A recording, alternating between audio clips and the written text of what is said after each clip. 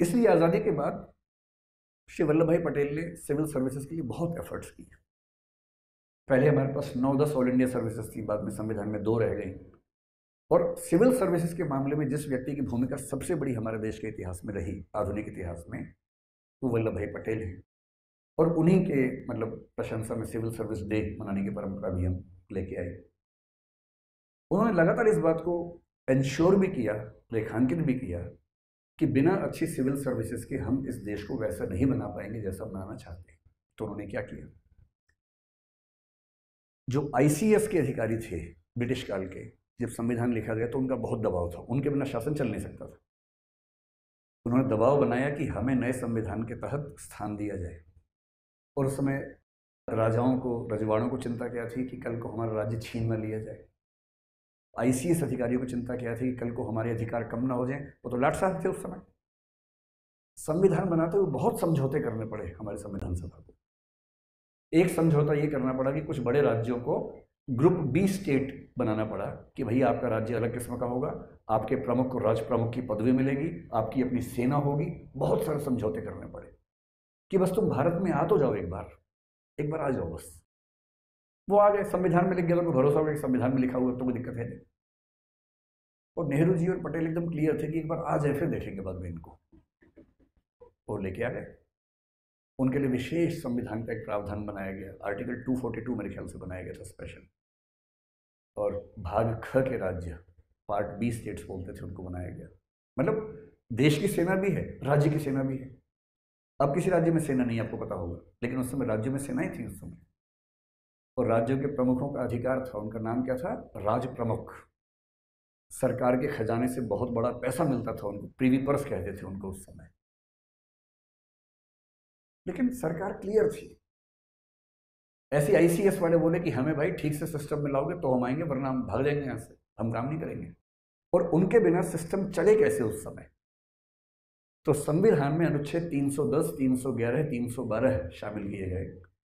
और ये अनुच्छेद सिविल सेवकों को आईसीएस और आईपी, जो उस समय था इंडियन पुलिस, लिखा है 312 में कि एक ऑल इंडिया सर्विस आईएएस होगी, एक ऑल इंडिया सर्विस आईपीएस होगी, और आईसीएस के सभी अधिकारी आईएएस माने जाएंगे, आईपी के सभी अधिकारी आईपीएस माने जाएंगे। और 311 में उनको इतनी सुरक्षाएं दी गई हैं कि उनको हटाना लगभग नामुमकिन है। इन सारी एश्योरेंसेस के बाद संविधान पास हो। संविधान लिखना मजाक नहीं होता है। आप 6 लोग मिलकर अपने हॉस्टल का संविधान लिख के देखिए, समझ में आ जाएगा। सहमति नहीं बनती है, बहुत झगड़े होते हैं। संविधान लिखना इतनी बड़ी कवायद थी। 7वें संविधान संशोधन में नेहरू जी ने भाग ख राज्यों को संविधान से हटा दिया, और वो सारे राज्य भाग क सामान्य राज्य बन गए। खूब चिल्लाए राजा रजवाड़े, पर वो तो तय था, एक लोकतंत्र में राजा क्यों चलेंगे, उन्हें खत्म होना ही पड़ेगा। समय जब बदलता है तो समय बदलने के साथ चीजें बदलती हैं, बदलनी चाहिए। आगे चलकर इंदिरा गांधी ने प्रीवी पर्स को भी हटा दिया संविधान संशोधन करके, सब बराबर हो गए। आईसीएस के मामले में सरकार कुछ खास कर नहीं पाई। और वो आईसीएस जो लाट साहब थे, भाई गाड़ी में चल रहे हैं, 25-30 गाड़ियां चल रही हैं लाल बत्ती वाली, टाई टाई टाई करते हुए। आईसीएस गांव जाएगा? लाट साहब है, गांव का आदमी आएगा आईसीएस के पास, आईसीएस क्यों गांव जाएगा। और उस समय का आईसीएस जब जिला संभालता था, ध्यान रखना है, उस समय के जिले आज के छोटे राज्यों के बराबर साइज के थे, बहुत बड़े जिले हुआ करते थे। और जिले के प्रमुख के पास जिला जज का काम भी होता था। वो केवल एडमिनिस्ट्रेटिव हेड नहीं था, वो जुडिशियल हेड भी था। सारी पावर्स एक व्यक्ति में, आईसीएस, और वो लाट साहब। उस लाट साहब से प्रधानमंत्री और मुख्यमंत्री कह रहे हैं कि आम आदमी की सहायता करो भाई। वो आम आदमी के मोहल्ले में जाने के मूड में नहीं है। वो कहते हैं कि मोहल्ले को यहाँ बुलाओ बात करने के लिए, वो जाने को तैयार नहीं है। तो कैसे एक ऐसा देश जो आम आदमी को साथ लेके चलना चाह रहा है, कैसे इस आईसीएस के माध्यम से आगे बढ़ेगा। और इसलिए उस दौर के बहुत सारे कवियों ने इन सिविल सर्वेंट्स के बारे में खूब खराब खराब लिखा है।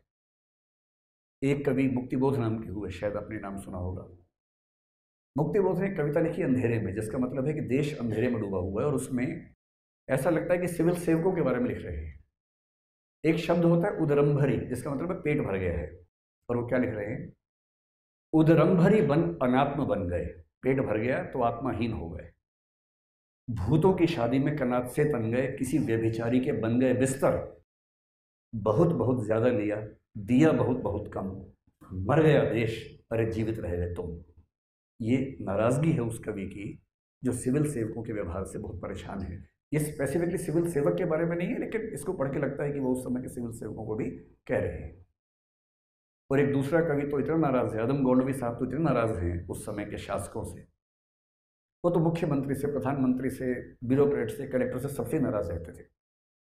और कह रहे कि तुमने समाज को देखा है कभी कि समाज कैसा होता है? कलेक्टर की हवेली में बैठे तुम समाज देखना चाह रहे हो, एक बार मेरे साथ निकलो, देखो कि अनुसूचित जाति के लोग कहाँ रहते हैं, उनकी ज़िंदगी कैसी है, उनका मोहल्ला देख तो लो भाई। आइए महसूस करिए ज़िंदगी के ताप को, मैं चमारों की गली में ले चलूँगा आपको, चलो मेरे साथ, चलो तो सही। तुम लाट साहब बने बने महल में बैठे बैठे शासन चलाओगे, आम आदमी का घर भी नहीं देखोगे, मोहल्ला भी नहीं देखोगे, और कहोगे कि सारे जहाँ से अच्छा हिंदुस्तान हमारा। अरे भाई कुछ काम तो करो, आम आदमी से मिल तो लो, देख तो लो। और उस समय के कलेक्टर क्या करते थे, आईएएस अधिकारी बहुत सारे, फाइलों में अच्छी अच्छी बातें, यहाँ गए बांध बन गया है जो बना ही नहीं, खेतों में हरियाली है जो है ही नहीं, सब फाइलों में चल रहा है। और इसी पर व्यंग्य करते हुए पदम ने फिर लिखा, तुम्हारी फाइलों में गांव का मौसम गुलाबी है, मगर ये आंकड़े झूठे हैं, ये दावा किताबी है।